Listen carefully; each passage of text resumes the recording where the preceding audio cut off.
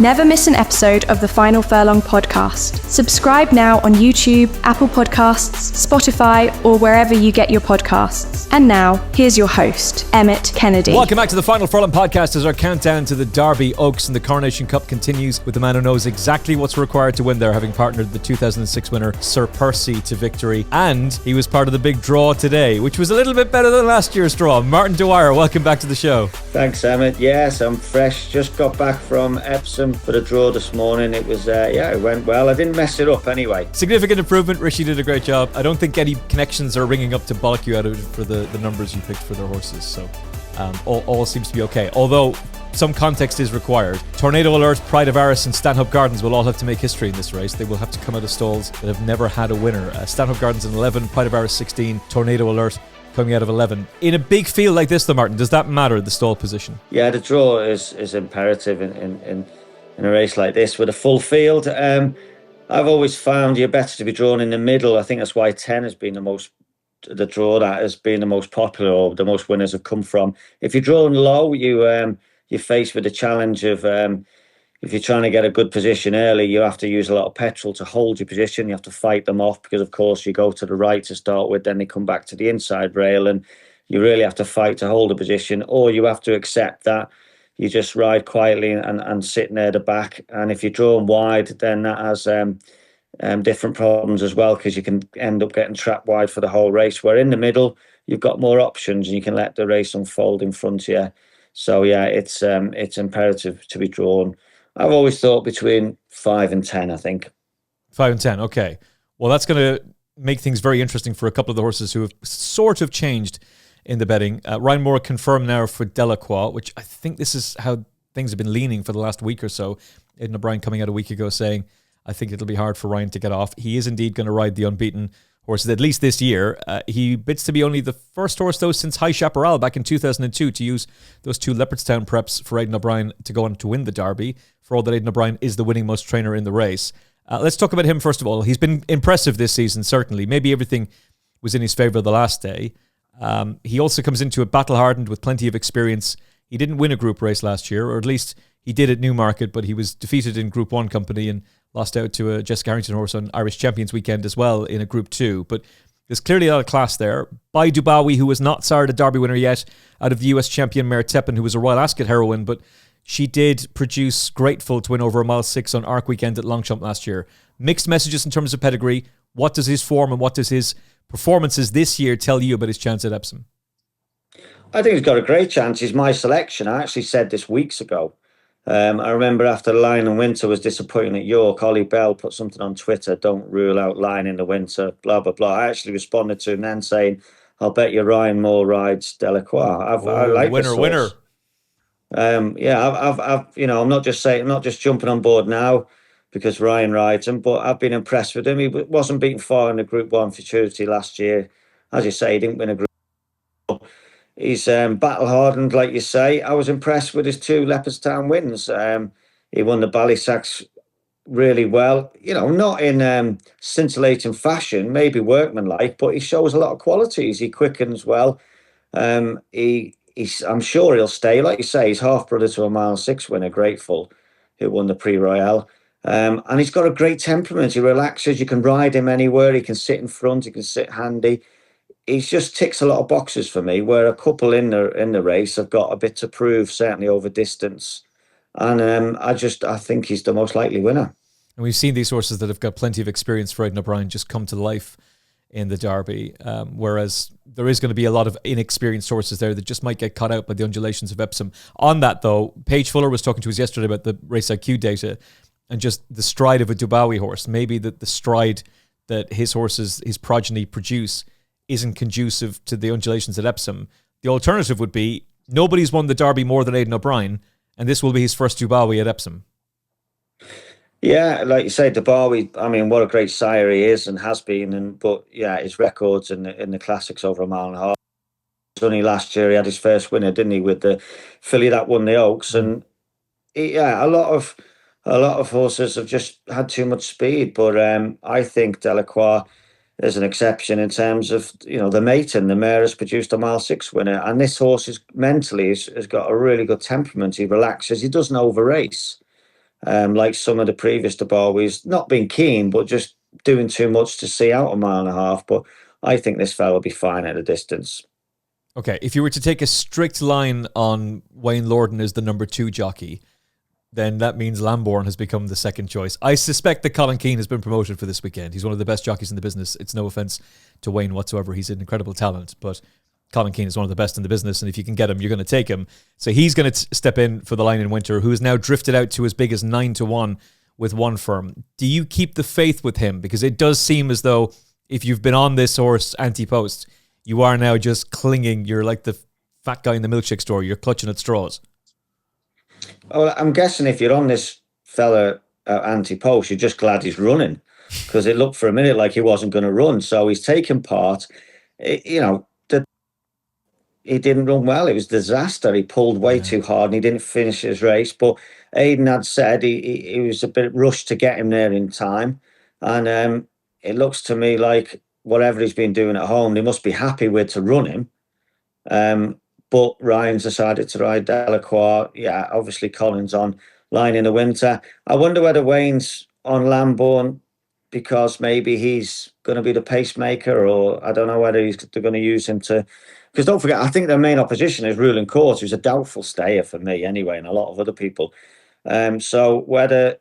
I don't know. The line in the Winter's got to relax. So whether Colin's going to ride him quietly and try and get him to relax and finish his race off, and he'll be there to do his best, of course he will, but whether Lambourn will be there as a pacemaker, he looks quite, he lacks a gear, Lambourn. He won well at Chester, but he's more of a ledger horse to me. Will they use him as a pacemaker? Yeah, possibly. They did go aggressively forward on Los Angeles last year, almost to the fact that it might have been counterintuitive to him, but it was very beneficial for City of Troy, and perhaps there's something similar going on here. I'm not saying that that's what they did, it's just Wayne did go very hard on Los Angeles out in front, and we've seen how good that horse is since. So let's see what they decide to do with Lambourn this time around.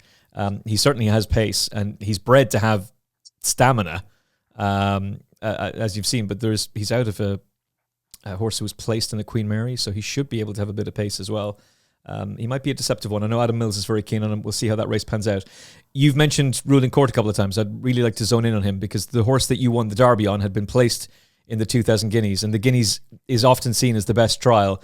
See the Stars did the double, obviously. Camelot did the double. But we've had a couple of horses like Kamiko, Dawn Approach, Saxon Warrior as Guineas winners who have failed in the race. Where do you sit on Ruling Court this year? The Buick team and the Godolphin team seem very, very bullish about him. Yeah, and rightly so, because he's a top-level horse. William was in the paper yesterday, front page, I'm riding the best 2 horses at Epsom in the Oaks and the Derby, and I believe he is. But are they the best at this distance? Ruling Court has gone from a mile to a mile and a half. It's an extra half a mile. It's a big step up in distance. And for me, watching it visually, I think it'd be too far. I think he's got too much speed. I was in Maidan when he won the Guineas over there in Maidan in April. Yeah, it was a big race, but his turn of foot was electric. He had an electric turn of foot to win the Guineas at Newmarket, and he travelled so well. And I just think if he breaks well and he's over travelling, he won't finish. And by the way, there's some heavy showers forecast for Epsom Saturday. At the minute, I was talking to Clark the course this morning, and he said at the minute it's on the easy side of good. It could dry out for Friday, but if we then do get a lot of rain and it becomes soft ground, Ruling Court is, it's got to stay a mile and a half on soft ground. I just think he's got a big question mark stepping up in distance, but I'm happy to be proven wrong. He's a top class horse, but for me, he's got too much speed. He's got a good turn of foot. I think it's a bit too far for me, but he's the best horse in the race. And we can't underestimate just how much stamina comes to the fore in the Derby. You could be travelling really, really well at the 2 furlong marker, but are you going to be able to keep going in the red zone? And these Coolmore horses, they're bred for this. They're going to keep going. The Line of Winter was bought at the sale, so we need to be able to be absolutely certain that he will stay. Delacroix should. Absolutely no question about Lambourn. Ruling Court was a breeze-up horse. Maybe he is going to be more of a speed one. Breeze-up horse to win a Derby, he'd be the first one to do it. I just think watching him race, he's just got so much natural speed, and to harness that over a mile and a half is a difficult thing to do. Somebody said to me yesterday, you can get away with it at Epsom. And I was like, no way. There's no hiding place at Epsom. If you're going to win a mile and a half, you need to stay a mile and a half. look at, last year, Ambiente Friendly, he was last one off the bridle. Didn't stay. They went to the Irish Derby. He didn't stay. They ended up dropping back to a mile 2. He looks like he needs 6 furlongs now. I mean, that horse is totally blown. But you need to really stay the mile and a half. And if the rain comes, it's going to be even more difficult. Okay, let's talk about some of the other ones. Pride of Aras. Is he getting his flowers, as the kids would say, for his Dante win? It was his seasonal debut. It was only his second ever lifetime start. Rafe Beckett's horses were all seemingly desperately in need of their first run, and he comes out and wins. Yeah, he was so good at York. A lot to like about it. Only his second run. First run of the year. I mean, he was good when he won a Sandown last year, so green. And he looked like a big baby in the Dante. It was raw ability. His engine got him through and he quickened the way to win. He's got so much potential. He's going to need to win the Derby on the Dante run, but that's entirely plausible on what we've seen. He could well improve, so you couldn't rule him out. Lovely horse. He's coming out to stall 16. It's not a bad draw. I think Rossa would have been preferred to draw a little bit lower, but he does lack experience and he's not as streetwise as some of the others, but he has the potential to improve massively from his last run. Okay, Damasus, who was in behind him, he was also in behind an Aidan O'Brien horse and Swagman. I'm sure the Coolmore team will be confident that they'll be able to beat him again, but perhaps he'll be able to improve going up in trip. Yeah, he could well do. He was a bit keen in the Dante and didn't relax very well, but he was still staying on behind Pride of Arras. So he's going to need to upgrade his form. He's not far away, but it looks like quite a few of them have got the beating of him. He did gallop around there last week, and according to James Doyle, he went around there like a motorbike. So he's been to the track and he handled it really well. So that'll stand him in good stead. He's got to find improvement to win it. But again, you can't rule it out. Anything can happen on the day. Stanhope Gardens has that Delacroix form from the group race that he won last season at Newmarket in Group 3 company. That was Stanhope Gardens' a third career start when he was only beaten the neck by Delacroix that day. We've only seen him once. That was over a mile at Salisbury on good to firm ground. And he's going to have to come out of stall 2. What do you make of his chances? Again, another one. He's going to need to improve. They haven't had the most ideal route into the Derby, have they? He had was it a foot injury? There's something stopping him early in the season. I might have got that wrong. It was some sort of niggling problem. They put a race on a Salisbury for him. I was there. It was a 3-runner race. The other 2 were rated in the 80s, but it was a race course. It was a gallop for him. He came through well. He looked workmanlike, but that was the reason they did it, to sharpen him up. He comes out of stall 2. He's going to have to be on his mettle to get a good position, and things are going to have to happen well for him. But on that form of Delacroix, where he was a neck behind him in the Autumn Stakes at Newmarket last year, it puts him right there. But that was 2-year-old form, and there's quite a bit of water gone under a bridge. And Delacroix has had 2 really good classic trials, so he's ahead of him. I expect him to have. Delacroix is going to come into this race much better prepared, but again, Stanhope Garden, he might be a lively outsider. Yeah, I think he's an interesting horse, but if you're just judging him based on that form from last season with only a neck between them, I suspect that Delacroix is a much better horse physically and mentally now than he was then. The last outsider I want to ask you about is, if this was 2005, the idea that a Sideburns Aurora horse who was 4th in a classic last time out would be 40-1 for a Derby would be laughable, but it's 2025 and he is 40-1, or 33s now with Oisin Murphy on board. But Tornado Alert is completely unexposed. He's only had the 3 starts. He's eligible to improve, first of all, second run off a layoff and for the step up and trip. But like Stanhope Gardens, he's going to have to achieve history by being the first horse to win from a stall that has not produced a winner yet. Stall 11 for him. What do you make of his chance? Yeah, he's an outsider. I think he's 33s, and he probably should be that price, but he was 4th in the Guineas and he raced on the front end the whole way in the Guineas, and then he looked like he was going to get swallowed up, but he actually just stayed on. So I think the step up in distance will improve him. He's got plenty to prove, but Saeed, can he do it again? 30 years since he won this race with Lamtara. Can he do it? Can he come back? And you wouldn't rule it out, but it doesn't look like Tornado Alert. He just doesn't look like an obvious to me, but 4th in the Guineas is still strong form. I think he's interesting. I think the 2 segments or horses in the classics this weekend are very, very interesting. But maybe I'm stuck in 2005 thinking. Who is your overall pick from the Derby? It sounds like you're very confident about Delacroix. Who would be your second danger to him? I'm very confident Delacroix. I think he wins, but I've got a lot of respect for Pride of Aras. I like him mentally, physically, what he did at York. I think there's more to come from him. He won't be far away. I think Ruland Court will run a massive race, but I can't see him staying. I can see him being right there into the last furlong and then not really getting home. Whether, that's the way I see it. I might be wrong. I'm happy to be wrong on this, but I just think he's got it all to do at the mile and a half. Delacroix for me. Okay, let's talk about the Fillies Classic. Desert Flower is 6-4, shorter with some firms. She's bidding to remain unbeaten and win her second Classic of the season. You just said that William Buick had a very bullish comment on the front page of the Racing Post during the week. He's riding the best two horses at Epsom. Fair enough. William, is she going to stay? No, I don't think so either. I think she got less.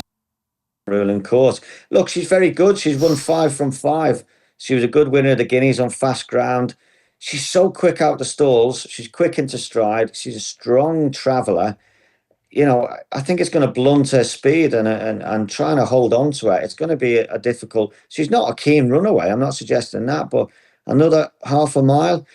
She's by Night of Thunder. He tried to go a mile and a quarter once in his career, and he got lapped in the Eclipse, and then he dropped back to a mile and won the Lockinge the next year. He was a top-class miler, didn't stay. The mare Promising Run, she was a Grade 2 winner at a mile and 1 at Maidan on fast ground. That's an easy made mile and 1. And she was third in a listed race at Salisbury, beating 8 lengths when she tried to stay a mile 2. So she's not really bred to stay. And her style of racing, to me, suggests it's going to be an uphill struggle to get a mile and a half. At 6-4, I think it's too big a question mark to find out at that price. I'm pretty certain the best horse in the 1,000 Guineas was Lake Victoria. I'm not throwing shade. I'm not. But that horse was not ready. And given the fact that Flight and Simmering were as well beaten as they were on the 1,000 Guineas, and that they got as close to Desert Flower as they did, I'm not convinced. But look, if she goes and wins, fair play to her. We'll be covering it live on TalkSport 2. Ryan Moore's chosen Minihawk. I have to be honest, a little bit surprised by this. Now, maybe I shouldn't be, because it was her seasonal debut in the Cheshire Oaks, and Aidan O'Brien had said on Racing TV his horses were a couple of weeks behind and that they'd all improve for the run. But she was very impressive that day in what looked to be a hot running of the race. The Cheshire Oaks, yeah. I was there when she won. I'll be honest with you, I mean, I don't think there's much between Aidan's 3 runners, but I thought when she won the Cheshire Oaks, she won it well, but she beat Secret of Love, who's rated 98. She ran in Shanty in a Group 3 a few days ago. She finished 6th of 8. That hasn't franked the form, but in fairness to her, Minihawk, that was a first run for 7 months. Ryan would have sat on all of these fillies. He would have made his decision. So she's clearly improved a lot for that. I thought Whirl was, for me, if looking at it, obviously we don't know what they've done since at home on the gallops, but I thought Whirl was the most impressive for me when she won the Musadora by 5.5 lengths at York. And you go back to her 2-year-old win. She's a game, tough filly who stays well. I thought she was the most impressive for me of his 3 fillies, but clearly Ryan's making his choice on, he sat on all of them, won on all of them, and he would have ridden them at home and made his decision. Yeah, the betting has already changed pretty dramatically. Minihawk is understandably, as Aidan O'Brien and Ryan Moore's number 1, has gone into 3-1. She was 5-1 yesterday. Giselle was 4-1 yesterday, now out to 15-2. She'll get the assistance of Colin Keane, with Wayne Lorden choosing to ride Whirl. Whirl is a fascinating one. She's out of a sister to Hydrangea, so she shouldn't have any issue with stamina over a mile 4, although the Witten Bassett angle is perhaps a little bit of a question mark. Giselle definitely won't have any issue with it, but she's a bit of a character. She has to wear a hood. She has to turn form around with Whirl from a juvenile race last season as well. But as Paige Fuller was saying yesterday, feeling would be she shaped like the best horse in that race, and she was sent off an odds-on favourite for it. And the rumour was last year, Martin, that Giselle was the best of the Aidan O'Brien juvenile fillies, which, considering he had Lake Victoria, Fairy Godmother, Bedtime Story, that was quite a statement to be making. But what does that tell you? It tells you as a 2-year-old she was showing a lot of speed, because they won't be galloping over a mile 2, a mile and a half. She's got ability. She won well at Lingfield. She's a bit keen and she wears a hood. She won a 3-runner race by 9.5 lengths. at Lingfield. The second's rated in the 80s, has been beaten since. So she's beaten nothing, but she did it in good style. I'd be concerned about her temperament on the day. Epsom, the hustle and bustle, that's a test on its own, getting to post and getting there in one piece. But she is talented. Like I say, I don't think there's much between them, but I think Whirl ticks more boxes for me than any of them. We got the 9 runners, so at least we get the each way betting. One who's a bit of an outsider that I thought was intriguing, I talked about her yesterday, but she's still the same price, is we take the long way for Joseph O'Brien. Dylan Brown McGonigal is on board. She beat Minihawk last season. She's been placed behind Delacroix, beaten 5 3/4 lengths, and then she's come out and won an Oaks trial very impressively last time out in Group 3 company. That form in itself would make her very interesting. The fact that she's a Joseph O'Brien horse who's 20-1 for Epsom doesn't make a whole lot of sense to me. Yeah, she's gone on under the radar a bit. Like you say, she took on the boys last year, wasn't miles behind Delacroix in the Ballysack, so gone under the radar a bit. I think there's a few kind of each. It all depends on the way the races run. I've got to say, El Watine, Jim Crowley, I was talking to him a couple of days ago. He was on his way back from Newmarket, and he is so bullish about this filly because she was 4th in the Guineas. He's been to Saeed's and galloped her since Guineas Day, and he said she's come on and working better than the colt that runs in the Derby. So he is very positive about El Watine's chances in the Oaks. So just on what he's told me, that would be my each way play, El Watine, because 4th in the Guineas isn't bad form, and she was staying on there. Looked like the ground was too quick for her that day as well. Yeah. So the ground will suit her better at Epsom on Friday. I'm not sure if I should say who it was, but one of the people who I really respect, who understands sectional times and speed figures far better than I do, was raving about this horse on her debut at Kempton. It's like, I don't care what she beat. It's how she did it. Big, strong filly, isn't she? The ground was too quick for Epsom. That was my at Newmarket. Yeah. And she still ran well. So, yeah, she could be anything, this filly. And Dubawi had the 1-2 last year. I'm of a mindset to play this elaborate tricast in the race. Perhaps combination forecast as well on the 3 Aidan O'Brien fillies and El Watine, and just hope that you get the Godolphin filly Desert Flower, for all that she's clearly the best horse in form. Get her out of the frame, and if 2 of the Aidan O'Brien 3 and El Watine can finish in the top 3, happy days. See you in Dubai, Martin. Yeah, no, that's a fair shout. If Jim is so bullish about El Watine, he can see a finish in place. So yeah, it's trying to pick I'm going to stick Whirl for me and El Watine each way. That's my play. I will tell you one thing. If Tom Moquan wins on Kill Queen, then fair play to him, but he could be divorced the very next day because he's jogged off Holly. She won on this filly at Newbury. And can you imagine that? Can you imagine jockeying your wife off a horse in a classic? Imagine if it wins. Stand back and see what happens there. Is his agent Frankie Dettori's old agent? Is that what's going on? I'm not sure who his agent is now, but things could be frosty in the Marquand, the household, if Kill Queen wins. Even when the offer came through, he should have gone, no. He's a braver man than me, that's all I can say. There's no loyalty. There's loyalty in the weighing room. Outside of the weighing room, there ain't no loyalty. And that's the best example of it. Jocking off your wife, my God.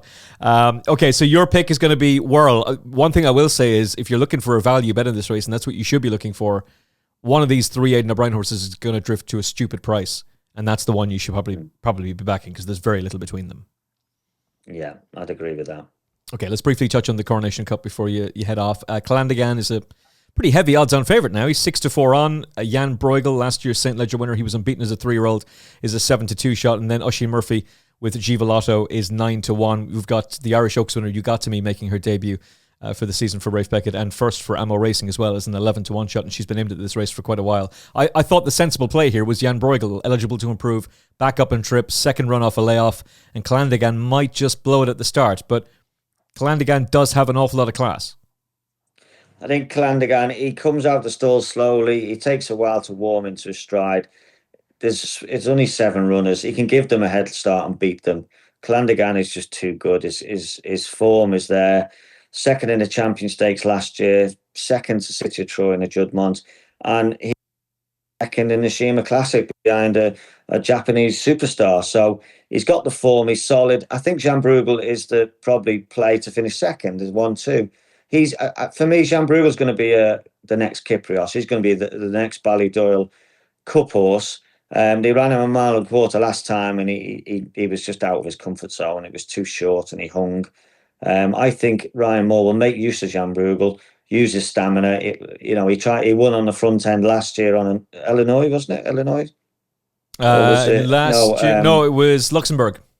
Luxembourg. I think he'll play to his strengths. I think he'll make the running, and I think Jean Bruegel will run a mighty race. I think he'll run second to Calandagan. Calandagan's too good for me, and he goes on any ground. He takes a little bit of time to warm up, but when you got 7 runners, and if he's slowly away, Mikel can just sit where he wants and get a clear run and come and get them. He's too good. I think Jan Bruegel might be gone. I think he might be gone by the time they get to the top of the turn. It'll be interesting, and Ryan can do that. He might try and steady them up and then kick and get first run. That's what he'll probably try and do. But for me, Calandagan's too much class. Okay, so if we were doing a patent, 3 horses for the weekend, it'd be Calandagan. Who's going to be your pick in the Oaks? Calandagan, Whirl, and Delacroix. Happy days. Happy days. Martin, a pleasure talking to you as always. When are you back on Racing TV? Are you on for the Epsom duty? Friday, yes, back Friday. Excellent. So I'll be on TalkSport 2. You'll be on Racing TV. We'll cross over the airwaves, and hopefully we'll have you on the show again very, very soon. Martin, a pleasure as always. Thank you for joining us.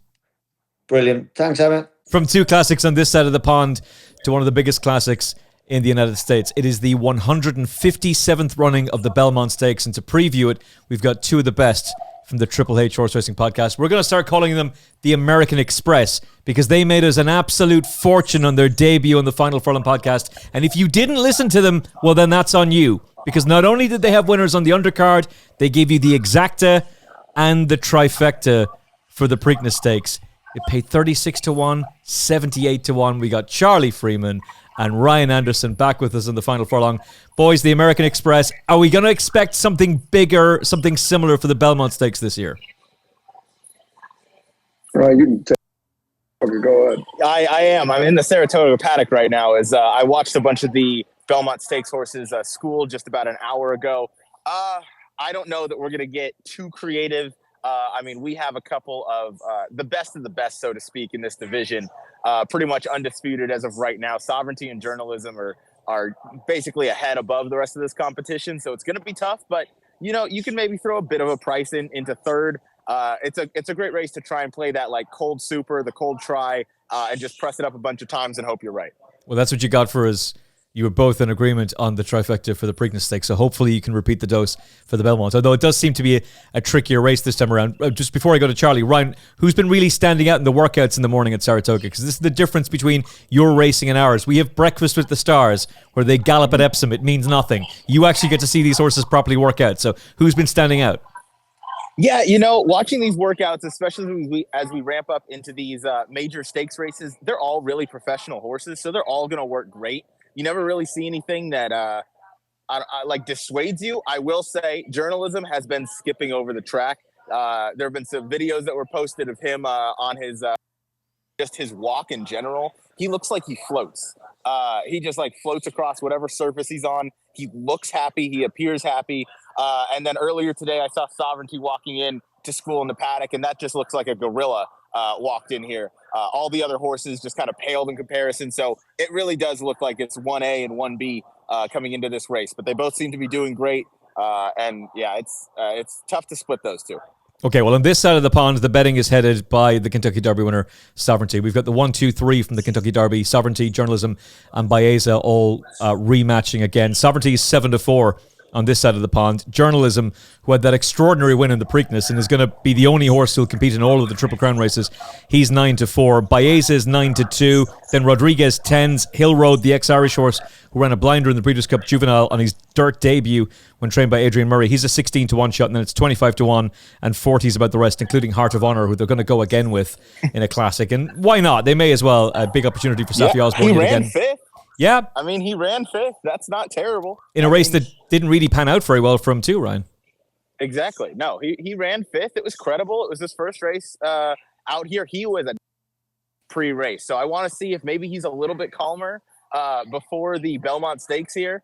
And if he is, I think that obviously bodes really well because he ran really well. It just looked like he maybe expended a little too much energy. So if he's calm, he's one of those horses I really want to see before they get onto the track. Yeah, he could be one for the exotics as well. Charlie, let's talk about the leading contenders, shall we? We'll go with Sovereignty first of all. Controversially, he skipped the Preakness, so he's not a Triple Crown contender. Journalism, I guess if he wins this race, he becomes the moral winner, and it's frustrating then that Sheikh Mohammed didn't go for it. But they think this was the best thing for their horse.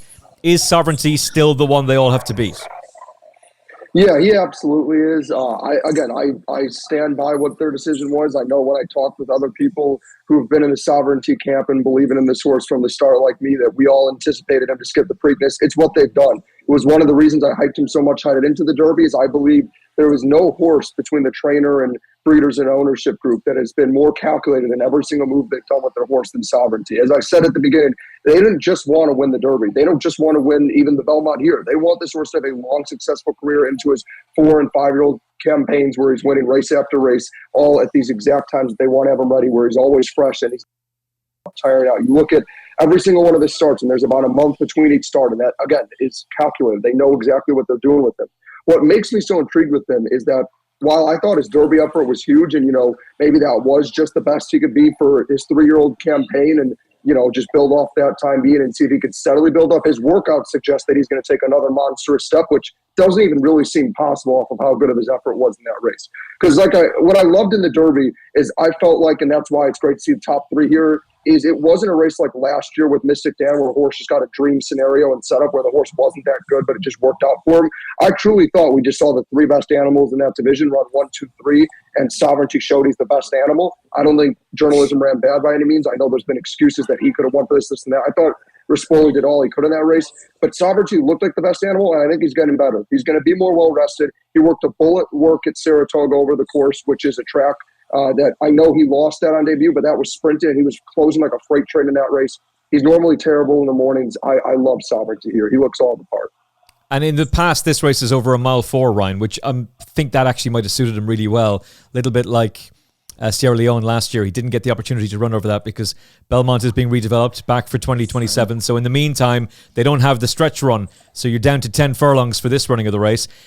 Does that inconvenience Sovereignty in any way? It shouldn't, based on their Kentucky Derby run. And what does it mean for journalism? Because if he takes that step forward from the Kentucky Derby to the Preakness, then the assumption is going to be he'll take another step forward. But as Charlie just said, or alluded to, what's the progression going to be from Sovereignty? I mean, I anticipate both of them to take a step forward. To address the distance question, if this was a 1.5 miles, I'd be there would be no really splitting hairs. It would be all Sovereignty, seeing as he is going to be the fresher horse. He's going to love the distance. I would say equally as much. But that being said, the 1.5 miles would be so taxing on journalism, who's already had 3 races in 6 weeks coming into this race. This is going to be 4 in 8 weeks, I believe. So I would say that the fact that it's at, the 1.25 miles, the classic distance they ran in the Derby, it pretty much levels the playing field more or less. But I anticipate both of them to take a step forward. I definitely lean Sovereignty more because I think, again, as we talked about in the pre-show, the value is going to be there. And if I can't split them, I'm going to take the horse with the better. To me, that's Sovereignty. Obviously, journalism came off a huge race last time out. I wouldn't even anticipate really a bounce factor, which I know we kind of take into account when handicapping races if a horse runs, lights out. But this horse has done nothing but run lights out. 108, couple of 102 buyers, and then the 98 buyer in the Preakness, which looks a little light. But of course, when you go and watch the replay, you can understand why, because the horse had about 3 lengths of bumping going on and still managed to catch and win in the Preakness. So I think that they're all going to take a relative step forward. I would say the winning buyer is probably going to be about a 105 in the Belmont Stakes, but I could see them both, chugging it out or, slamming it out, punching it down to the wire, whatever phrase I'm looking for there. And it's going to be close. It's going to be a hell of a race, but I got to lean Sovereignty. Okay, so you're both pretty confident then that excluding Triple Crown winners, that Sovereignty will become the 12th horse to do the Kentucky Derby and Belmont double. Again, excluding the Triple Crown heroes from back in the day. What about Baeza? There's been a lot of talk about him stateside. Yeah, Baeza is interesting. Obviously, is a half to kin to Mage and Dornoch. there's a lot to love in terms of the breeding. You know, the distance is no problem. He stepped up really well in the Kentucky Derby. That was his second time against winners in his career, and he ran a really valiant third. Charlie mentioned the best horses went 1, 2, 3, and I couldn't agree more. He comes in here just as fresh as Sovereignty's going to be. He's got to step up again. I mean, he was clearly third best versus that group. He clearly wasn't up to the caliber of journalism, and Sovereignty was, a couple lengths better than both of them. So he's got to take a step forward. That being said, he's clearly capable of it. We may not have seen the best from him yet, but there's also just the possibility that he's kind of that third best horse in a division that currently has 2 A+ stars. He's a solid A to me, but it might be one of those where he's just against a couple athletes who are just head and shoulders above him. Yeah, this does seem a little bit simple to me, Charlie. As much as I was really enamored with journalism, we should be talking about him as being an unlucky loser of the Preakness. Things didn't pan out very well for him, but he comes out of it with he was carried out of that race with his shield, carried out on his shield. I'm the one struggling for words now. And I wasn't up at 4 o'clock this morning like Ryan was to be on track at Saratoga. Deary me. But somehow he gets there. It's this extraordinary performance. Yeah. But it has to have taken something out of him, Charlie, and Sovereignty is bound to be taking a step forward. Yeah, well, and that's my concern with journalism is I feel like when you just look at it on paper and you see 1 by half a length and you see the 98 Beyer, you kind of assume maybe, if you want to try to compare it to example like Sovereignty when he ran his 92 Beyer in the Florida Derby where, it was a slight step down and you're thinking, it's fine. He wasn't fully cranked anyway, and then he went off at the Derby. The problem is that wasn't really the case with journalism. The reality is that probably should have been another, 101, 102 Beyer effort, full strength, but because of all the bumping he ran into and only went on to win by half a length, the figure didn't look as good. And unfortunately, they can't factor that in and say, well, if he had a clean trip, he would have won by 3 lengths. That's not how the Beyer figures work. So my concern is, he had all that bumping. Even though he shouldn't have had to work as hard as he did need to work extra hard, which I would argue is worse because instead of being able to, maybe go around the outside and circle him and win comfortably and maybe be in hand or whatever and, save a little bit of gas, it took everything out of him. And it wasn't even like through being asked. It was literally, best way to start, Ryan, we were talking about this in the pre-show, like just getting into a bar fight. He just basically said to Umberto, like, just let me push through the gap and I'll just muscle through myself. And it was an unbelievable, incredible performance. I don't see how that doesn't take something out of the horse. And I get, look, he worked a bullet in the mornings. Ryan had talked about, and you can add on Ryan, what you saw from him in the mornings. It looks like he's floating and looks great. And I don't doubt any of that. I think he's a tremendous animal. And look, if he wins this race, he might be a generational talent and we just look dumb. The problem is knowing that he's probably going to be somewhere around 6-5, 7-5 with a horse like Sovereignty who beat him, who I think is better, that's rested, with a horse like Baeza, who I think you could argue has more upside than any horse in this field, who is also working for the, and I'd like to talk about him for a second. I just feel like I have all the respect in the world to journalism, but I just feel like there's a lot of concerns. And again, like Ryan said, at the end of the day, it's about value. And if you have this many questions about the horse who's going to be the shortest price, who's facing someone who beat him, and another horse who, lost to him in the Derby by a quarter of a length, and then lost to him at the San Diego Derby by 3/4 of a length, I don't want to find out with journalism. And I know I was all over him in the Preakness, but here I just don't feel the same way. Real quick to your point, and then I'll let you talk about Baeza there. You mentioned that, maybe it took a little bit out of him going through a fight like that. I would argue that journalism is in the hands of one of the best horsemen in the game, and Michael McCarthy. Not run him in here if he was anything less than 100%. I would fully anticipate another A+ effort from journalism in here. He has acted in every way, maybe even more so, that he's come out of the Preakness as good or better as he came out of the Derby. He just seems like that horse that loves to run, loves to do his job, and loves to get into just a bar fight with other horses. So I think if anything, journalism's excited to get back on the track. I don't anticipate any sort of regression, any sort of bounce. I think it's going to be a showdown for the year, without a doubt here. The fact that they're running him proves that the whole Triple Crown concept does still work, by the way. And Charlie's been adamant. Oh, agreed. Yeah, there's absolutely. And I will say, it's not that I don't think it can work. It's not that I don't think it's possible to do it. The way I just simply see it is, if you want to get the guaranteed best horses in every race, if you want to have it like this, right, where in the Belmont we have the privilege of watching the clear-cut top 3 horses in the class and get to see another showdown, I just feel like if you space it out and make each race, a month apart and just do, first Saturday in May, first Saturday in June, first Saturday in July, something like that, you're guaranteed to get bets. And I also think you can get bigger fields then. Because obviously, look, you're not going to get a 20 But I also feel like we could all agree here. It's not, even though the field is exciting in this race, I think we'd like to see more than 8 horses in this field and 8 horses in the Preakness. I know I would personally like to see, maybe a full field guaranteed of 12 in each race. I think it would make it more exciting, more unpredictable, give you a chance to get more contenders in, more of these, bright young faces like a Goscar that we got to see last time that wasn't going to ever be ready for the Derby Trail and then surprises. But I also, at the same time, will acknowledge that this just shows it's obviously not impossible and not like horses today can't still do it. But I also will say, with the way we talk about journalism, I also don't think he's your typical 3-year-old. Yeah. Last point on that one, Charlie, is I agree. It'd be nice to have a field of 12 or 13, but at the end of the day, aren't 6 of those just kind of filler horses? Like, we'll see some smaller fields and some derbies and whatnot overseas in your neck of the woods, Emmett. But it's all of the best horses. It might be a 4-horse field, but it's 4 of the top contenders in the division. So it's just the best horse at the end of that day is going to win that race, and that's kind of what we're dealing with here. Yes, there's the possibility that Rodriguez maybe sneaks away on the lead, or there's a slower than normal pace. But I would rather have us get we have the top 3 finishers in the disputed top 2 horses in North America right now on the dirt in the 3-year-old division. They're going to go head to head. It minimizes the opportunity for any kind of traffic trouble or any excuses to be made. It's just going to be a showdown. And as a fan of racing, that's pretty much all I could ask for. From a betting perspective, I 100% agree with you, Charlie. I'd love a field of 14 horses where all of a sudden I can get maybe 5-2 on Sovereignty instead of 2-1. But that's, from the betting side of things. When the Triple Crown started, people used to get there on horse and cart. And if we were back in the day trying to talk about this race, we'd be writing to one another about it, and you'd be telling me a month later about who won. Now we can have a conversation about it on YouTube. It's a very, very different world. And the point I'd make is if only 13 horses have done it, that's special. So I'd like to keep it difficult. And the fact that journalism is running all 3 means it can happen. It just didn't suit Sovereignty. For sure. And it can happen, and with the best horses. Yeah, and it needs to be the best. If it's 50 horses are doing it, then it's not special. So if you space them out, maybe that demeans it a little bit.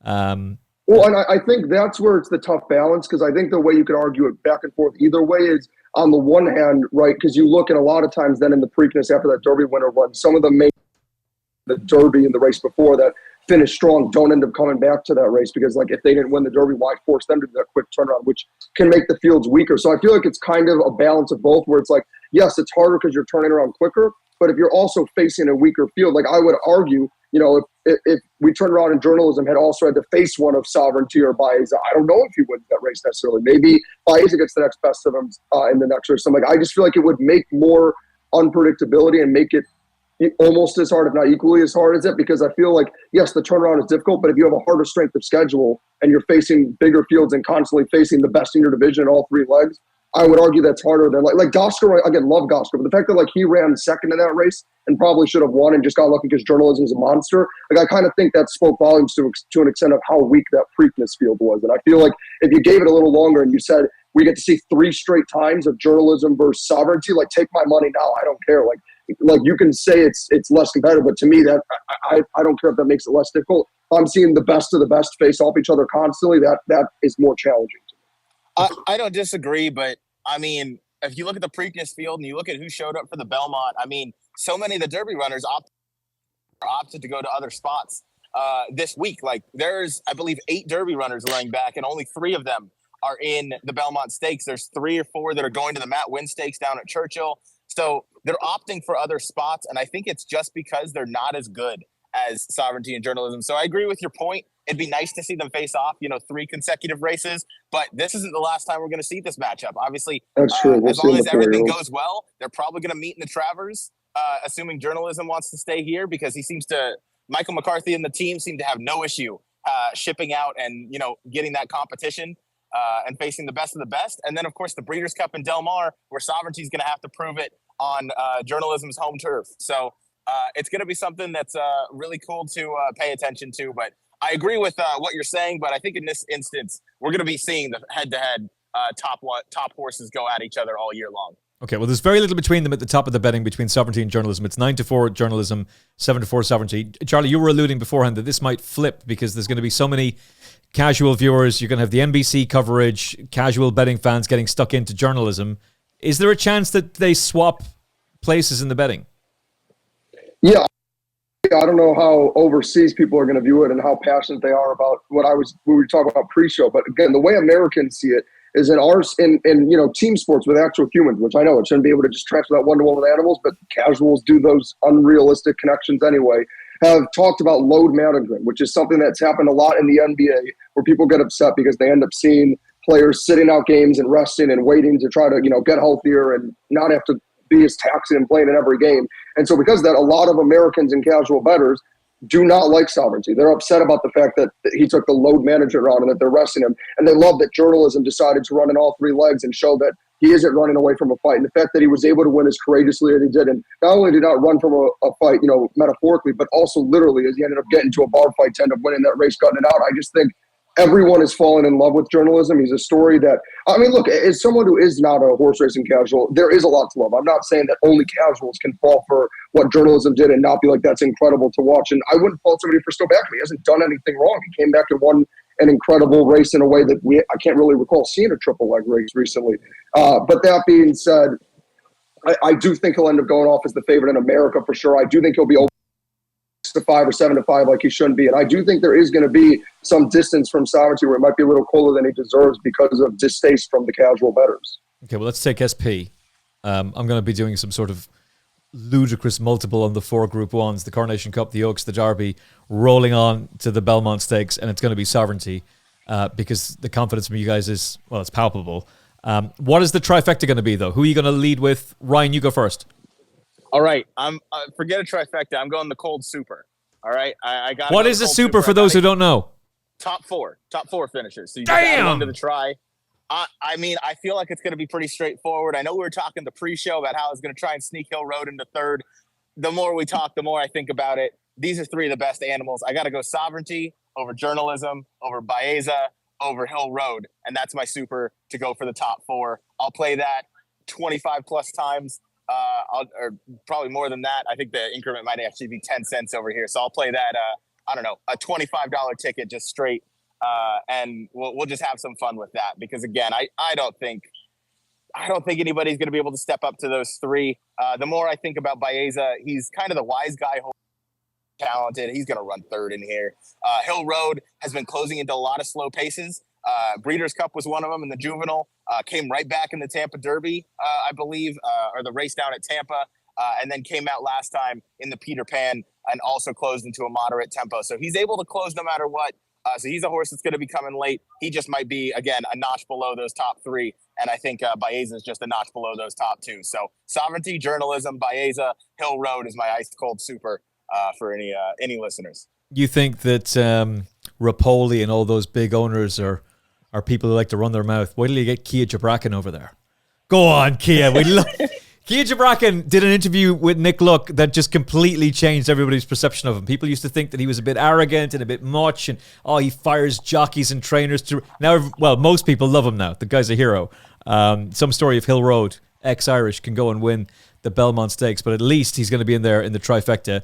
The big 3 for Ryan with Hill Road in behind for the superfecta. You think I'm an obsessed one when it comes to multiple bets? 4 for Ryan. That's what I'm talking about. Charlie, how do you follow that?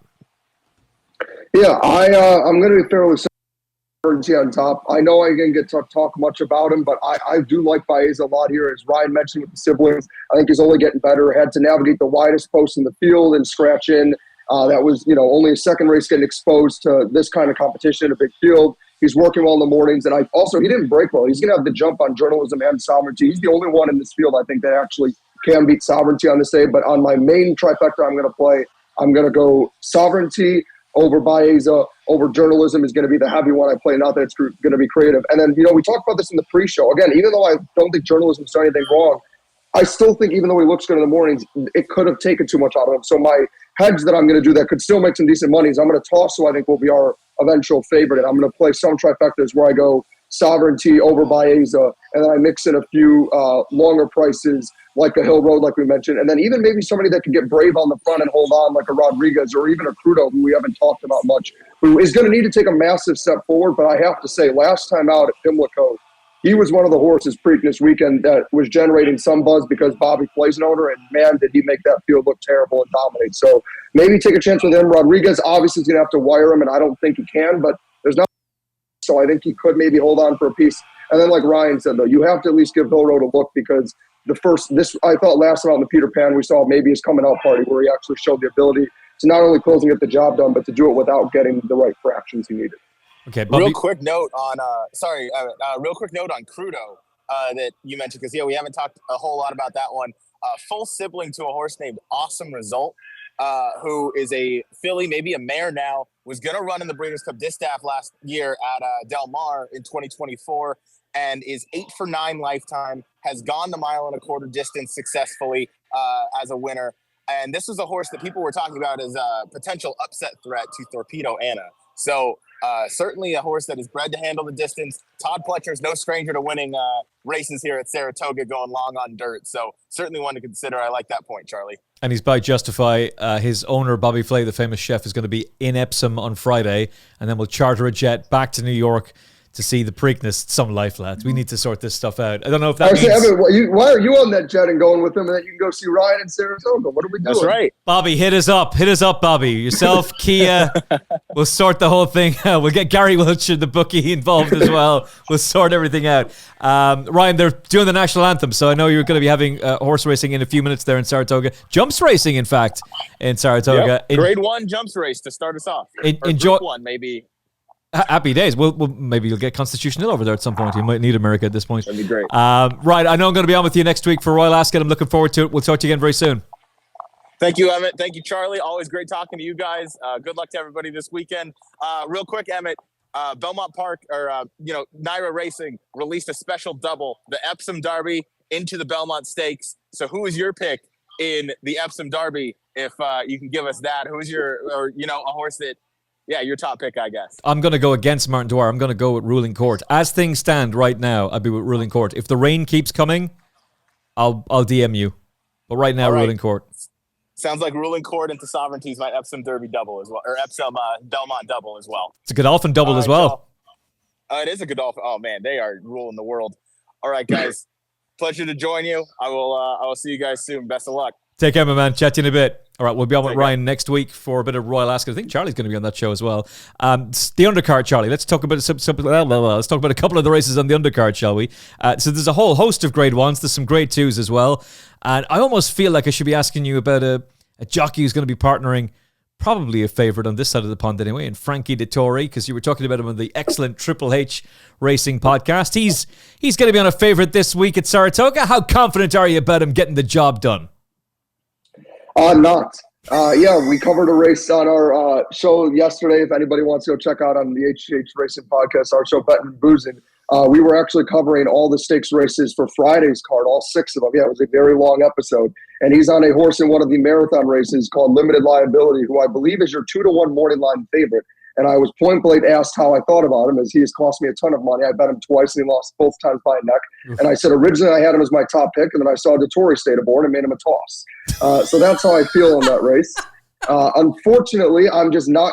Fool me once, shame on you. Fool me twice, I can't blame you anymore. So I'm not gonna get fooled by him a third time and think he's magically not going to be what I've already seen. I'm trying to pull up which race it is. It is the Belmont Gold Cup. That's which race it is. He's on the 3 Limited Liability, who was lost back-to-back times by a neck and a head doing the same.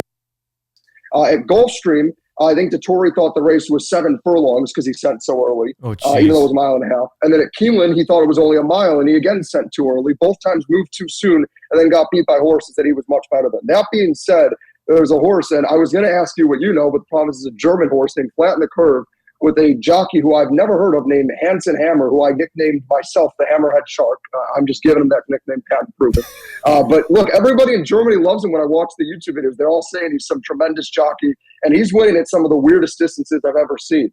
He won at 1 mile and 7/8. He won at 2 miles and 5/16, which are not distances we normally have in America. But hey, this race, I believe, is 2 miles, so that should work out to him, and that's on Friday. So Flat in the Curve is my top pick in that race. I just wanted to highlight a few more things on Friday, and I'll jump to Saturday. I have one hot take that I just have to give out because that's what I like to do. In the Acorn, I am picking against the 1-2 favorite Good Cheer, who won the Oaks and is a current 7-7 undefeated Godolphin horse. I'm picking against Good Cheer in that race. I am going with Shred the Gnar, the second choice at 3-1, who is coming off of a romping win by 7 lengths career starts. Last time was the first start against winners, and then they're making this big of a bold jump to the Acorn, and I absolutely love it. It's working lights out in the mornings. Stole the show to start Derby weekend. It was a horse that I had picked a week in advance before morning lines came out and said would be my most likely winner of the weekend. Luckily, I was right about that, or that wouldn't have looked good. So that's my little upset pick there. I'm trying to see anything else Friday before I jump us over to Saturday.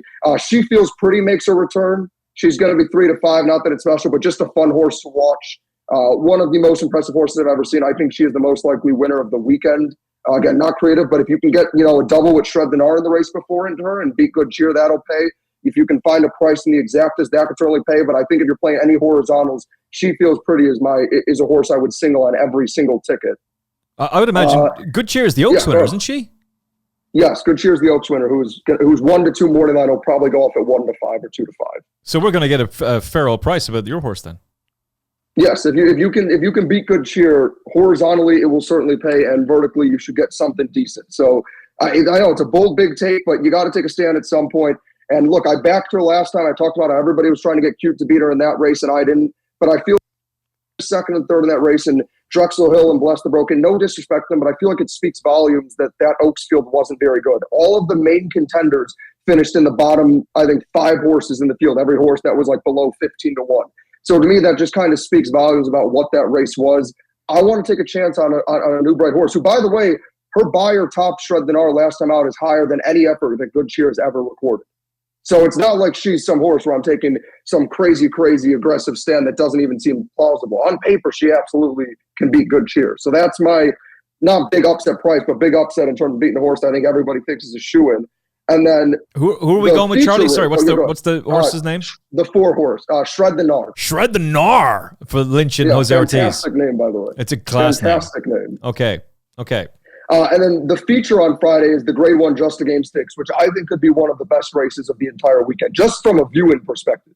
This field is loaded. You have Dynamic Price, who's a horse that had a ton of attention. You have Kehoe Beach, who's a horse who I guess isn't quite as big of a name for Wesley Ward, but has been in unreal form. You have a Lilac Rolla, who I was going to ask you about because that's an overseas horse for Resolute Racing that had just lost to Porta Fortuna, who apparently was Excellent Truth, who debuted last time for Chad Brown and nearly lost to, I cannot pronounce the horse name, Chiosa. I'm terrible at pronouncing it. As a horse who maybe $2,000 that I really like. So that is the field that I think you could maybe find some value in and get a price in, but that is the race that I think everybody should be looking out for on Friday. That field is absolutely loaded. I mean, there's probably 5 or 6 horses you can make an argument for in that Grade 1 compared to some of these others that I will say look fairly chalky before we move into Saturday. I needed to refresh my memory there. Lilac Rolla was trained by Paddy Toomey when she was over here.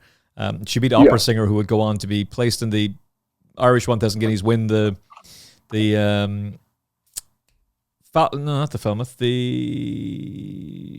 Group 1 NASA Stakes at Glorious Goodwood. Thank you. We got there in the end, the 10 furlong race, having finished second as a heavy favourite for the Coronation Stakes at Royal Ascot. But she was beaten by Porta Fortuna, who's come out and already won this season. Basically, on translated form, that's very, very good. And she was beaten by Fallen Angel. Was that in the 1,000 Guineas of the Curragh? Yeah, it was. And if I remember correctly, wasn't that her seasonal debut? Wasn't that her first? Yeah, and again, for reference, for just again like how loaded that field is, this horse who you're rattling off, some of the top names in Europe is 6 to 1 morning line in this race. Field is. So that's why I'm saying if you're looking for a race, this is the one.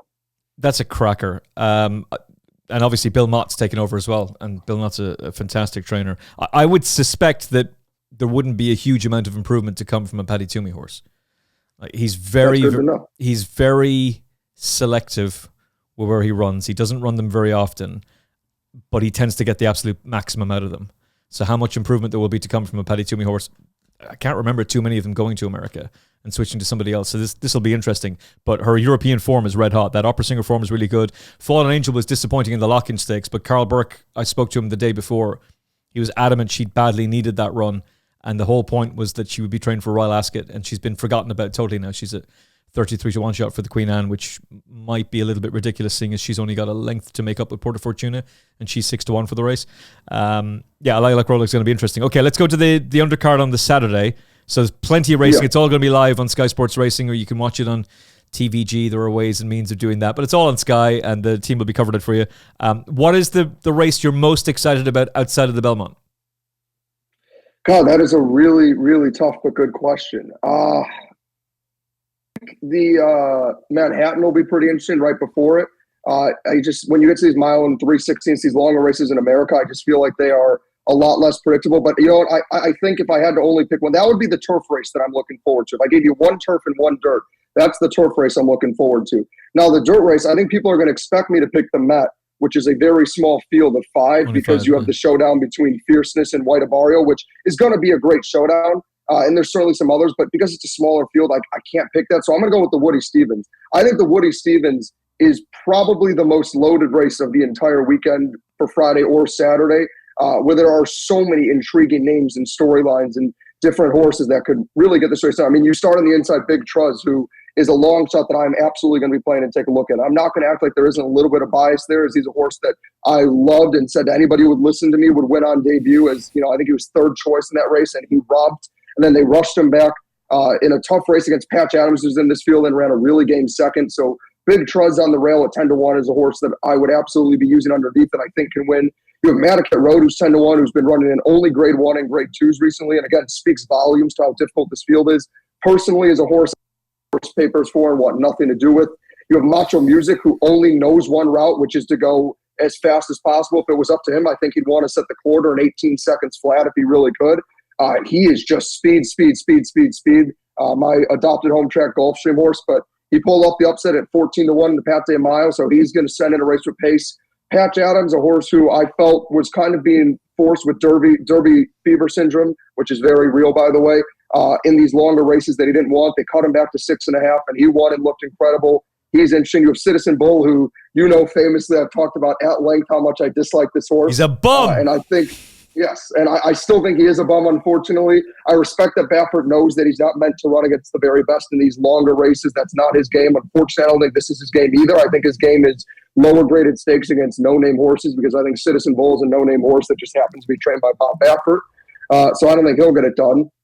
You have Colloquial, who ran a 106 buyer that's going to be hyped up that I'm a little hesitant. Gunmetal, another one who has to send. Neil Ecklos, another horse who's going to have to send. And then, of course, I have to talk about Chancellor McPatrick, a horse who I know Ryan's not here to talk about. But to summarize what we talked about before we went on air, Ryan loves this horse. He's talked about at length how one-turn horse, which I do agree with. He's going back to Saratoga, where he made his debut in one, where he came back to win again in the Grade 1 Hopeful. This is his home track. This is where he's had his best form. He's going to be your favorite, though, at Flavien Prat. And I think he's a very polarizing horse where people either love him or hate him. And I will say, with the pace scenario, as my dog starts to cause more drama, I think with the pace scenario, Chancellor does make some sense, but you are going to have to take a really short price, and you got to take a stand. I'm probably going to play against him, and if he beats me, I'll just look like the idiot that picked against Chad Brown and Flavien Prat. But I think the Woody Stevens is just, you've heard from me going through almost the whole field, an incredible, incredible race. It's red hot. It's 10:28 on Sky Sports Racing at this side of the pond in Britain and Ireland. I spy with my little eye a horse who's no longer ridden by Frankie Dettori. Integration will now have Flavien Prat. Does this mean that all is forgiven for that horse? I can't forgive it for the fact that I lost out on about $3,500 if Integration would have won that race. I hit every other leg of multiple different bets with him. Now we know why you hate Frankie so much. Now we know where the Frankie Dettori hatred comes from. Well, I had a special pick 3 that revolved around him that I would have hit, because then I had Sovereignty. I gave out the absolute late pick 5, where it was the last 5 races of the day where I went 4 to 5. I had another pick 3. I had some double. Every single horizontal bet I played around. Integration was my best bet of the day. He was the only one I needed. I singled him. And he not only didn't finish close, he did no running and got a trip that I knew basically as soon as the race started, my race was over, because I don't know what Frankie was doing on that ride. I don't even know if he knew what he was doing. He was kind of just freestyling and goes from now one of the worst jockeys in America to the very best jockey in America. And as Ryan and I talked about again, I had him as a toss, and then I noticed that it was Pratt and not Dettori, and now I have him all the way up to an A or B, and I'm absolutely going to use him on my horizontals. And I know I said I filed the divorce papers, but the problem is when you go from a jockey riding like an amateur to a jockey who's the best in the business, that changes things. So, yes, I will be using Integration. If he doesn't get it, if he does no running with Pratt, then the divorce papers are officially filed, because then there's no more excuses. But yes, I will reluctantly be using him. I think Farbridge makes a ton of sense here. I know he's the favorite now with Miguel Clement as the trainer. But I think makes a ton of sense. I am against Spirit of St. Louis, a horse who I've always been against. If he beats me again, so be it. He can just take me behind the shed and beat me again and make me look dumb. Deterministic, the other Miguel Clement, is another one I'm going to be giving a look for. I think that's another the really tough race. But yes, as I was trying to narrow it down, unfortunately, I had to add integration back onto my ticket. Am I right in thinking, because there's going to be a few people listening in going, this is very harsh on Frankie. Like, Frankie's an icon. He's a legend. He's done this. He's done that, blah, blah, blah, whatever. The talk initially was he was coming over for the Derby, and that obviously isn't happening. Maybe he'll come over for Royal Ascot. Who cares? He's got one ride in a Grade 1. He's got 2 rides in Grade 1s on Saturdays, but really there's only 4 races he's involved with. It's a very heavy card. This is a very long-winded way of me asking you. This doesn't just seem to be an opinion that you have. It seems to be an opinion that's being going out through American racing, that Frankie just isn't what he once was. Oh, absolutely. And what's crazy is how quickly this change has happened. I mean, I remember when he came over for the Breeders' Cup, when I went and watched him, and he was on fire that weekend. I know they actually, I think, covered it to an extent in the Netflix show that he was in.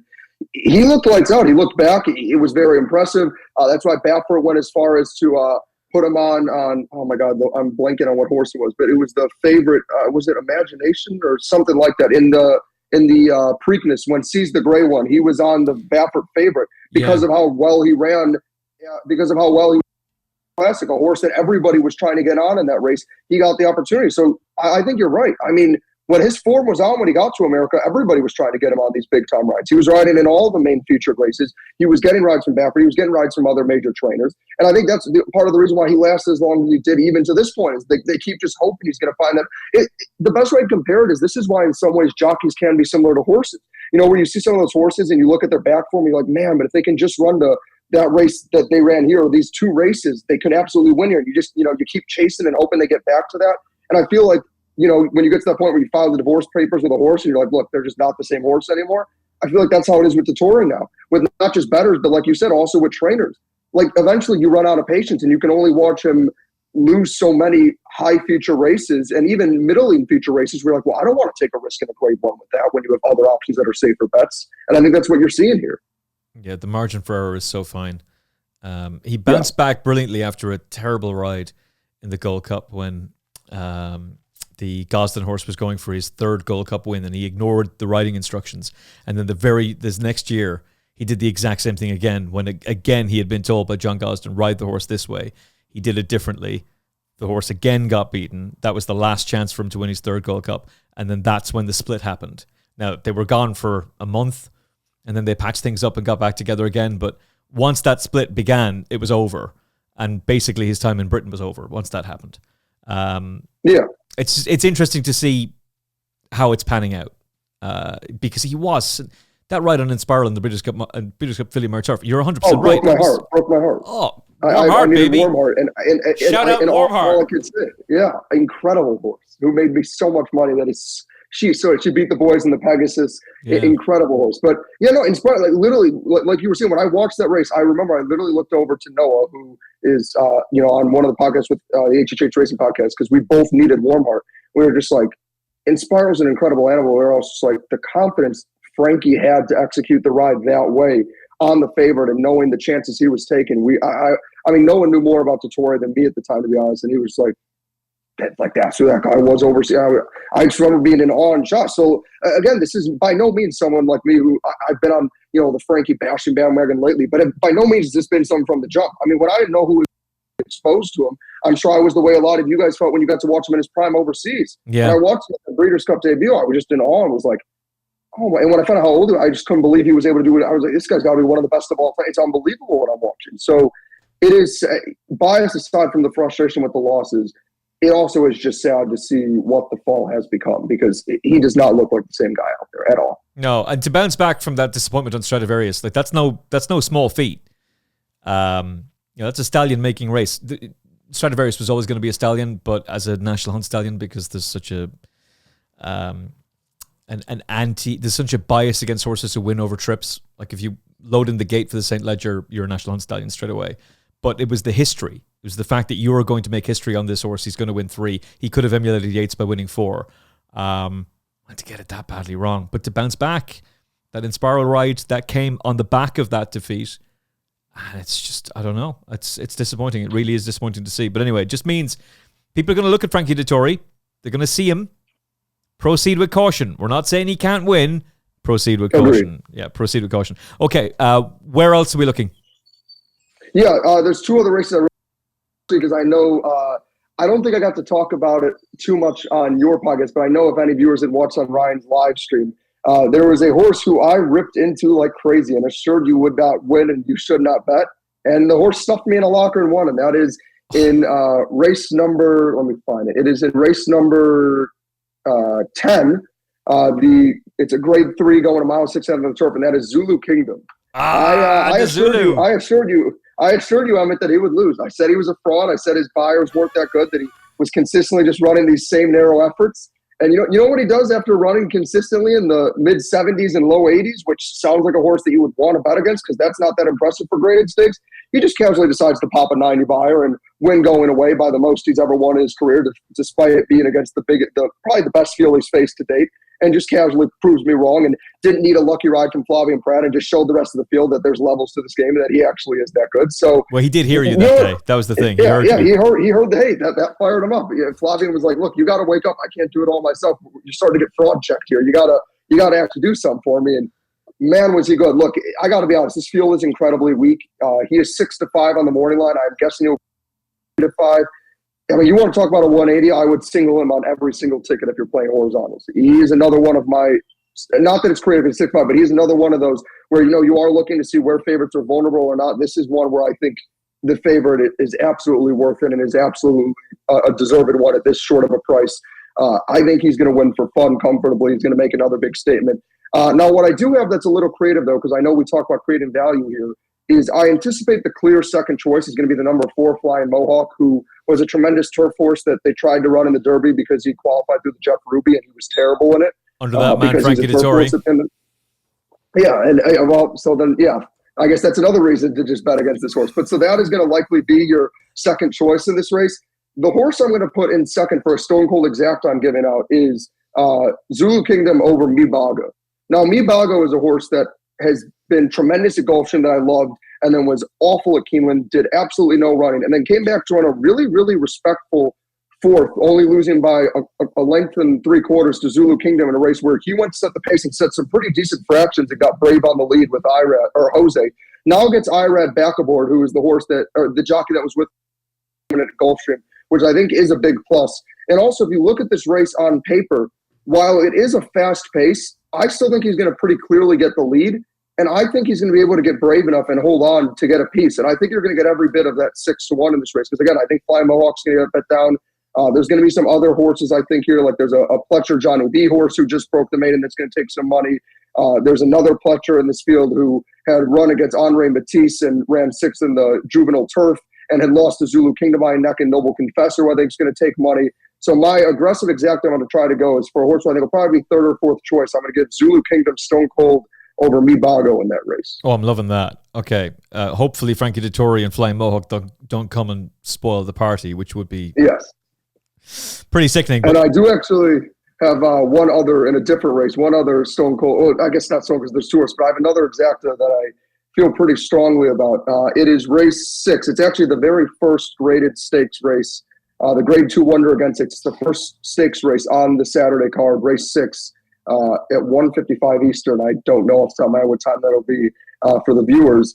But there is an unbelievably talented filly, the even money favorite, and is going to win for fun. That's why I'm saying you got to find in some of these other races some prices, because in some of these races, these favorites are going to be pretty tough to beat and chalky. But I have 2 horses that I absolutely love that are pretty decent prices on the morning line that I really like as contenders to finish second. There's 2 horses I'm going to be playing heavily.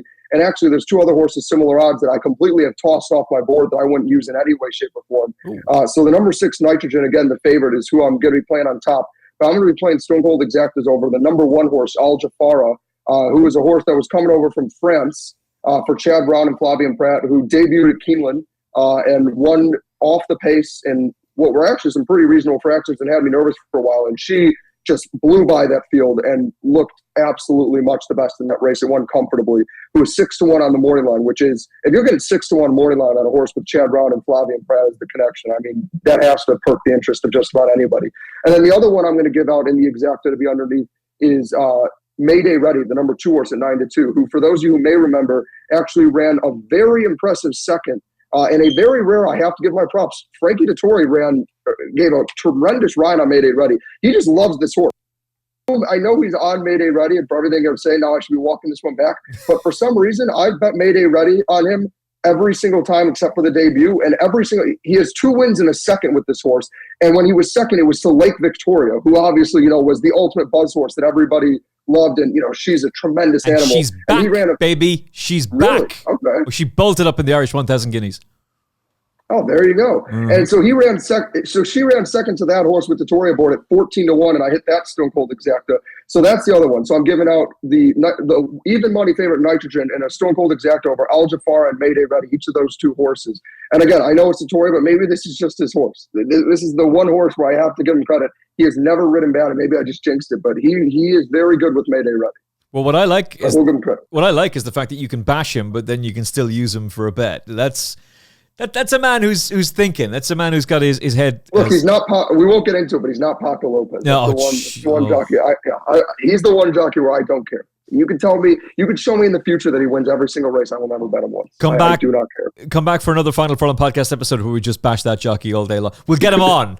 We'll get him on and then bring you on. It's just like smash him. Okay, Nitrogen Zulu Kingdom. I'm almost tempted to do Nitrogen Zulu Kingdom Sovereignty Treble, which then makes me allude to what would have been a feature race back a few years ago, but they've added it into the card, is the Metropolitan, which you alluded to. It's basically a straight match between Fierceness and White Barrio. There's 3 others in there. Right. Good luck to them, but it's between these 2. Which of the 2 of them is going to come out on top? Is Fierceness going to win? God, it is a really tough, complex race. Because, again, what makes this race so fascinating to me, I know Castle Chaos is in at 20-1, but to be honest, we were talking about this pre-show. I think this horse was just entered to get them to the minimum field requirement. I absolutely think they'll scratch out because they're running in a different race this Saratoga weekend where Castle Chaos is actually very live. I just can't see them wasting the time to run a guaranteed last, even though I love that horse. But what makes this field so interesting is then you look at the rest of it. I mean, you look at the names, right? You have Fierceness, Even Money. You have White Barrio, who's been dominant at 9-5. You have Just a Touch, who, before the disaster in the Derby was incredibly hyped up and has come back to run a 102 and a 104 who's 4-1. You have Raging Torrent, who, won with Dettori in the Godolphin Mile overseas in UAE, who is 5-1. So this is a very fascinating field. And what makes it interesting is they all run similarly in terms of where they want to be, except for, I guess, Raging Torrent is a little faster than the rest. So I feel like this is going to be one of those 4-horse race fields where they're all very compact and it's going to be tough.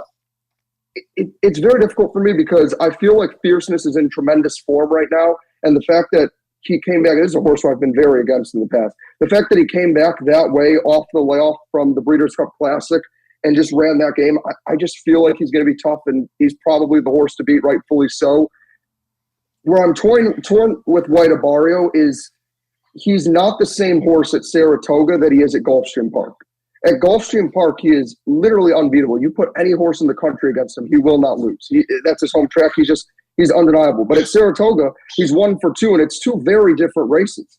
If you look at his 2 races at Saratoga, he won in the Whitney and ran his career best buyer, a 110 by 6 lengths. And then he came back after that and ran in this race. Ran in the Metropolitan last year and did absolutely no running and ran 5th by 10 lengths at less than 2-1.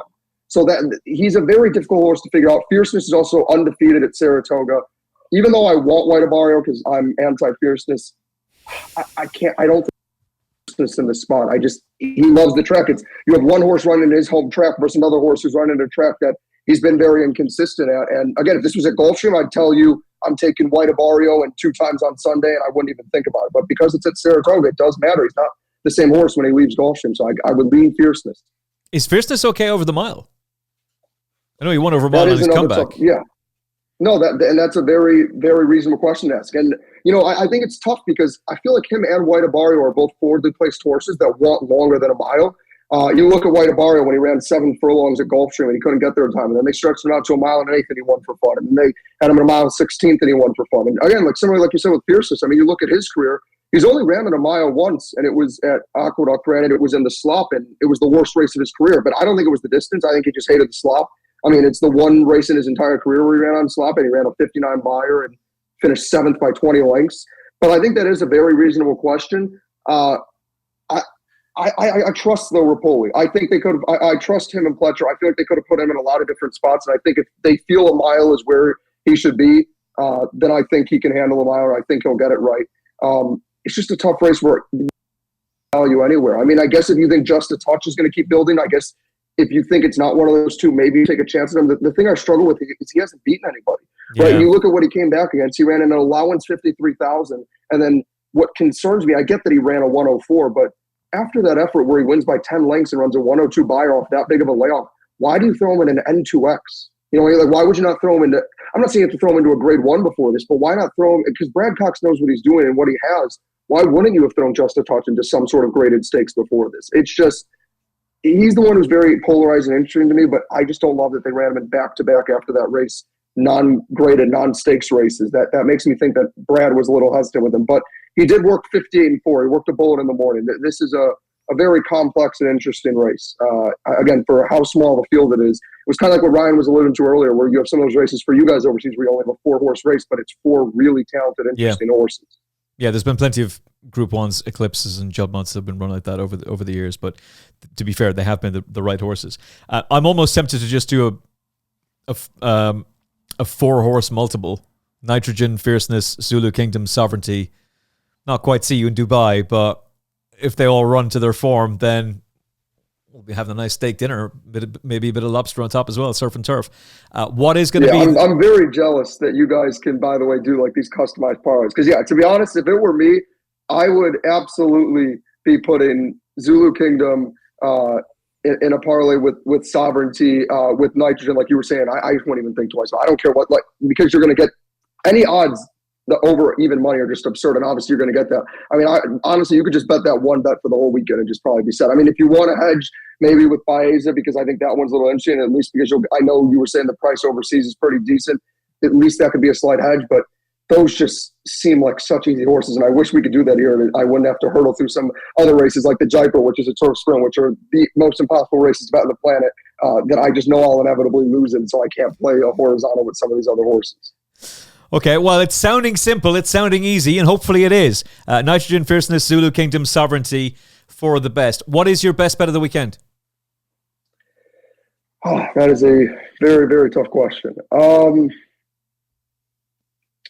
I would probably say on Saturday, I would say probably the exact, say my best bet would just be Hammer, Nitrogen over Mayday Ready and Al Jafara. I really do think it's one of those two. And I think because I'm not going with one of the main choices underneath, like I know Laurelin, who's actually a horse bred in Ireland for Grand Motion, is coming off of 3 straight victories. So I think that'll be your clear second choice. So I think you'll get a square price on the other two. So I would honestly just hammer the hell out of that exactly. That would be my best bet. I would just hammer Nitrogen over Mayday Ready and Al Jafara and just take my winnings. How often is it you ask for somebody for a best bet and they don't just give you one horse? They give you 2. And are incredibly bullish that it's going to be first, second in that order. Love it. Charlie, absolute pleasure as always. Please God, we'll get to do it again. Certainly before the Breeders' Cup, but that's so far away. We're going to have to come up with some other races between now and then to have to get you back on again. Thoroughly enjoyed this, my man. Where can Final Furlong Podcast listeners and viewers see your content in the future?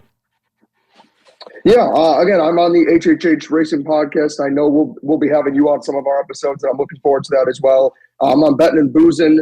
We normally have our episodes every Wednesday. We actually had our episode last night because of moving things around for Saratoga. So if the viewers want to check that out, please do.